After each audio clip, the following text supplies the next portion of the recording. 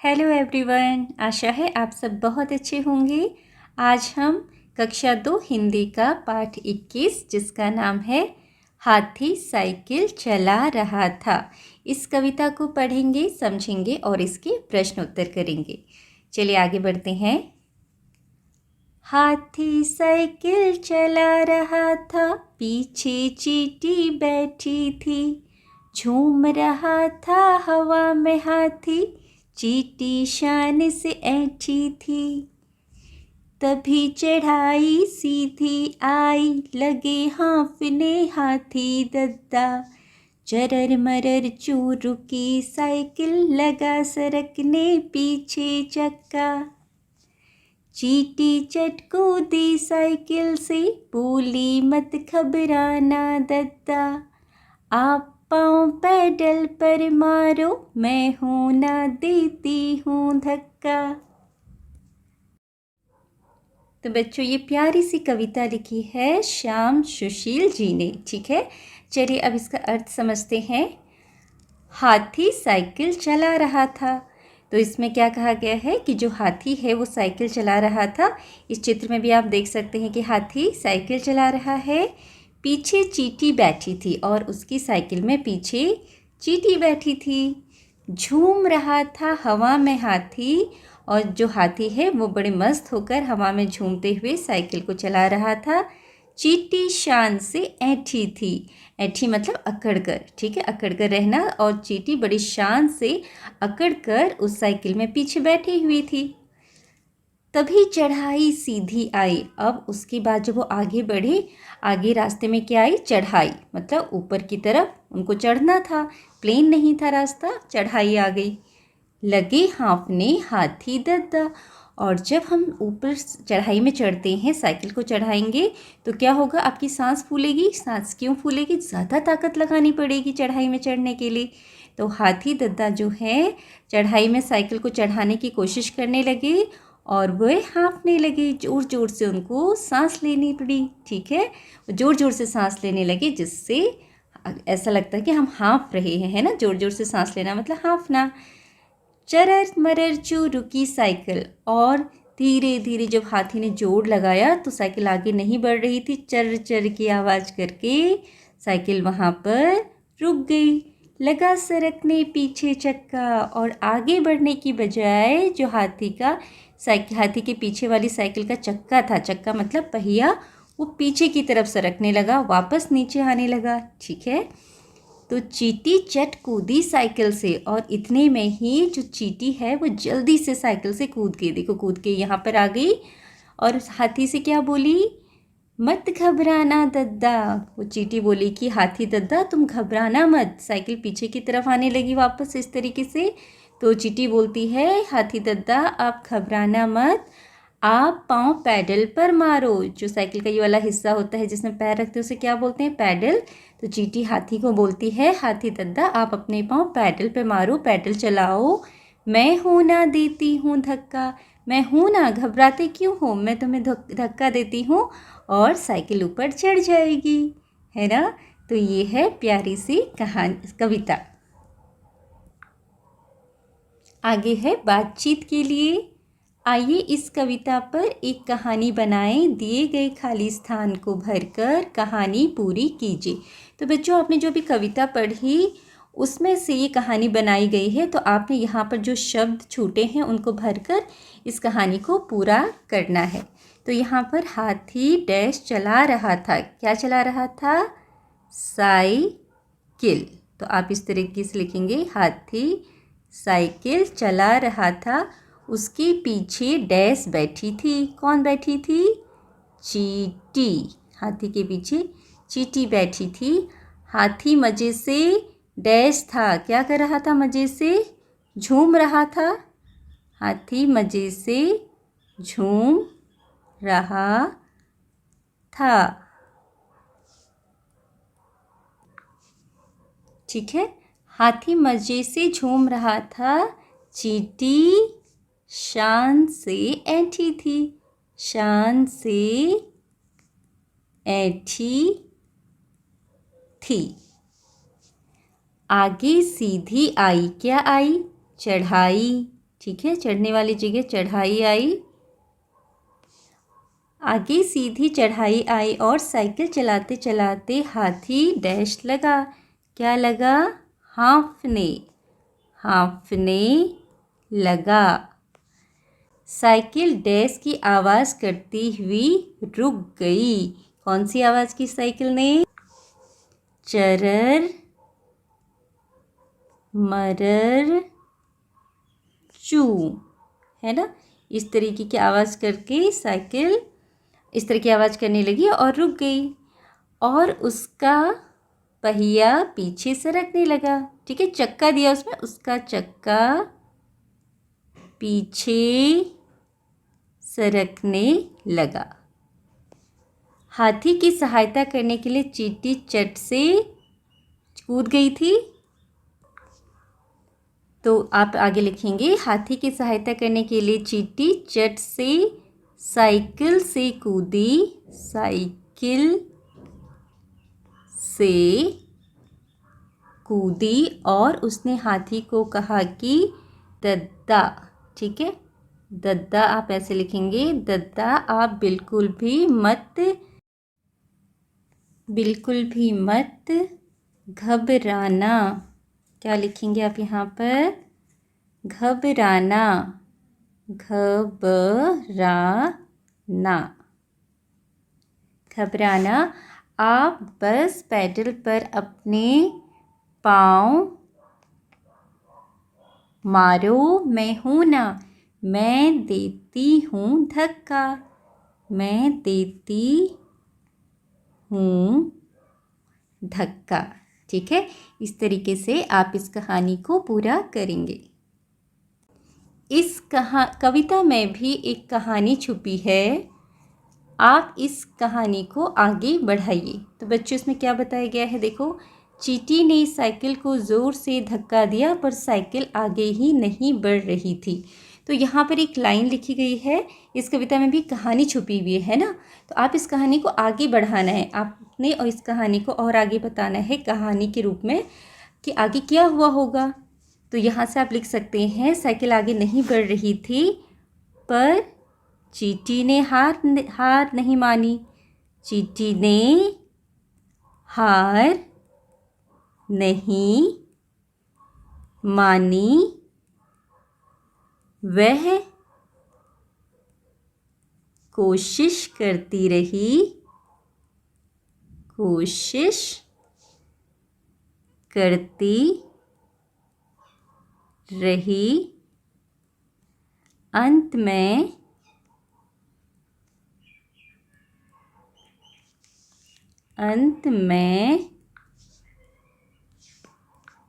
आप इसमें ये वाला मैं लिखेंगे, अंत में चींटी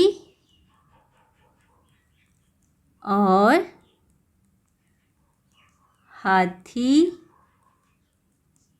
की कोशिश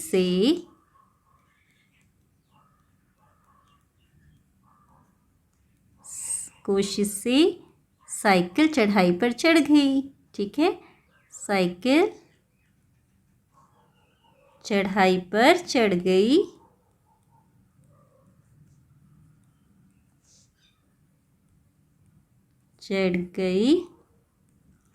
और वे दोनों साइकिल की सवारी का मज़ा लेने लगे और वे दोनों साइकिल की सवारी का मज़ा लेने लगे। तो इस तरीके से आप कोई भी और कहानी बना सकते हैं। तो एक बार हम फिर से पढ़ लेते हैं। चींटी ने साइकिल को ज़ोर से धक्का दिया पर साइकिल आगे ही नहीं बढ़ रही थी, पर चींटी ने हार नहीं मानी, वह कोशिश करती रही। अंत में चींटी और हाथी की कोशिश से साइकिल चढ़ाई पर चढ़ गई और वे दोनों साइकिल की सवारी का मज़ा लेने लगे। ठीक है, चलिए आगे बढ़ते हैं। कहानी लिखिए। तो देखो बच्चों, यहाँ पर पिक्चर्स दिखाई गए हैं, चित्र हैं, 4 चित्र, और इनको देखकर आपने कोई कहानी लिखनी है इनके बारे में। जैसे कि सबसे पहले चित्र में आप देख रहे हो, खरगोश और कछुआ बड़े मज़े से सुनहरी धूप में जंगल में घूम रहे हैं। इतने में पीछे से एक लोमड़ी आ गई और लोमड़ी को देखकर दोनों तेजी से भागने लगे अपनी जान बचाने के लिए। ठीक है, भागते भागते रास्ते में नदी आई। तो जब वो भाग रहे थे, खरगोश ने कछुए को अपने पीठ पर बिठा लिया और तेजी से भागने लगी। और उसके बाद भागते भागते रास्ते में जब नदी आई, कछुए ने खरगोश को अपनी पीठ पर बैठाकर नदी को पार कर लिया और अंत में दोनों नदी के दूसरी तरफ पहुंच गए और वहाँ गाजर खाकर दोनों मस्ती से आराम करने लगी। ठीक है, इस तरीके से आप कोई भी कहानी यहाँ पर बना सकते हैं। आगे है डरो मत। चलिए देखो, इसको पढ़ते हैं। क्या है इसमें? नरेंद्र को चंपक का पेड़ बहुत पसंद था। चंपक के पेड़ पर लटक कर झूलना उन्हें और भी पसंद था। चंपक का यह पेड़ उनके मित्र के घर लगा था। तो यहाँ पर एक बच्चे की बात बता रहे हैं जिसका नाम है नरेंद्र। उनको चंपक का पेड़ बहुत पसंद था। ठीक है, चंपक का पेड़ है जिसमें सुंदर सुंदर फूल लगते हैं। तो और उन्हें चंपक के पेड़ पर लटक कर झूलने में बड़ा मज़ा आता था। और चंपक का पेड़ कहाँ पर था? उनके दोस्त के घर पर। नरेंद्र 8 साल की उम्र से ही अपने मित्र के घर खेलने जाया करते थे। तो ये जो नरेंद्र थे, ये जब 8 साल के थे तब से ही अपने दोस्त के घर खेलने जाया करते थे, जैसे आप लोग अपने दोस्त के घर खेलने जाते हो। हर दिन की तरह वे चंपक के पेड़ पर झूल रहे थे। तो एक दिन रोज़ की तरह वे चंपक के पेड़ पर झूल रहे थे, तभी उनके मित्र के दादाजी वहाँ आए और बोले। तो जो उनका मित्र था, उनके दादाजी वहाँ पर आए और दादाजी ने क्या बोला नरेंद्र को? नरेंद्र, पेड़ से उतरो, दोबारा इस पेड़ पर मत चढ़ना। तो दादाजी ने नरेंद्र को बोला कि इस पेड़ पर मत चढ़ना। क्यों? अब देखो क्यों कहा। अब नरेंद्र ने पूछा, क्यों दादाजी? इस पेड़ पर एक दैत्य रहता है। अब दादाजी ने क्या बोला? इस पेड़ पर एक राक्षस रहता है। उस दैत्य के बारे में कुछ बताइए ना दादाजी। तो जब नरेंद्र को ये बोला गया कि इस पेड़ पर दैत्य रहता है, दैत्य मतलब राक्षस, ठीक है, तो दादाजी ने उनको डराने के लिए बोला कि इस पेड़ पर तो राक्षस रहता है। तो जब दादाजी ने बोला इस पेड़ पर दैत्य रहता है, तो नरेंद्र ने क्या बोला कि मुझे उस दैत्य के बारे में कुछ बताओ ना दादाजी। दादाजी को डर था कि कहीं पेड़ की डाल टूट गई तो नरेंद्र पेड़ से गिर पड़ेंगे और उन्हें चोट लग जाएगी। तो जो दादाजी हैं उन्होंने क्यों मना करे थे दादाजी नरेंद्र को पेड़ पर चढ़ने के लिए या उस पर लटकने के लिए? क्योंकि दादाजी को लगा, इस बात का डर था दादाजी को कि कभी झूलते झूलते ये डाली टूट गई तो नरेंद्र को चोट लग जाएगी और वे नहीं चाहते थे कि बच्चे को चोट लगे। तो इसलिए वो नरेंद्र को थोड़ा डराना चाहते थे ताकि वो पेड़ पर ना चढ़े और ना झूले। ठीक है, पर नरेंद्र तो उनसे राक्षस के बारे में, दैत्य के बारे में जानना चाहते थे। दादाजी ने क्या बताया? वह दैत्य बहुत डरावना है, वो बहुत ही डरावना है। ठीक है, डरावना मतलब जिसको देख के हमें डर लगता है। दादाजी की बात सुनकर नरेंद्र को अचरज हुआ और जब दादाजी ने बात बोली तो नरेंद्र को बड़ी हैरानी हुई। अचरज मतलब हैरानी। वे बोले, दादाजी दैत्य के बारे में और बताइए ना। तो नरेंद्र को ना बड़ा मज़ा आ रहा था दैत्य के बारे में सुनकर। तो वो दादाजी को बोलते हैं, दादाजी और बताओ ना उसके बारे में। फिर दादाजी क्या बोलते हैं? वह पेड़ पर चढ़ने वालों की गर्दन तोड़ देता है। तो दादाजी और डराने लगे। नरेंद्र दादाजी की सारी बातें ध्यान से सुन आगे बढ़ गए। तो नरेंद्र ने दादाजी की सारी बातें सुनी और फिर आगे बढ़ गए। यह देख दादाजी मुस्कुराए और वे भी आगे बढ़ गए मतलब वहाँ से चले गए। तो उन दादाजी ने देखा कि नरेंद्र तो आगे चले गए, तो दादाजी भी मुस्कुराते हुए आगे चले गए। उन्हें लगा कि चलो नरेंद्र को समझ में आ गई मेरी बात, अब वो नहीं चढ़ेंगे पेड़ पर। उन्हें लगा कि बालक दैत्य की बात सुनकर डर गया है, वह अब पेड़ पर नहीं चढ़ेगा। तो दादाजी को क्या लगा कि नरेंद्र ने जब बात सुनी दैत्य की तो वो डर गए हैं, अब वो पेड़ पर नहीं चढ़ेंगे। लेकिन आगे क्या हुआ? लेकिन दादाजी जैसे ही कुछ आगे बढ़े, नरेंद्र फिर से पेड़ पर चढ़ गए और डाल पर झूलने लगे। तो देखो नरेंद्र ने क्या किया, नरेंद्र तो डरे ही नहीं, वो फिर से डाल पकड़कर उस पर झूलने लगे, पेड़ पर चढ़ गए और वहाँ पर झूलने लगे। यह देख उनका मित्र जोर से चीखा। अब जो उनका दोस्त था जिसके बगीचे में पेड़ लगा था, जिसके दादाजी थे, उनका दोस्त वो जोर से बोला, क्या बोला? नरेंद्र, तुमने दादाजी की बात नहीं सुनी। वह दैत्य तुम्हारी गर्दन तोड़ देगा। तो वो जो दोस्त था उसको तो सच लगी बात, और उन्हें नरेंद्र को क्या बोला, क्या तुमने दादाजी की बात नहीं सुनी? वो जो राक्षस जिसके बारे में दादाजी बात कर रहे हैं वो तुम्हारी गर्दन को तोड़ देगा, जैसे दादाजी ने बताया है। नरेंद्र ने हंसकर कहा, और नरेंद्र हंसकर क्या बोले, तुम भी कितने भोले हो। अगर दादाजी की बात सच होती तो मेरी गर्दन टूट चुकी होती, लेकिन ऐसा हुआ क्या? नहीं तो।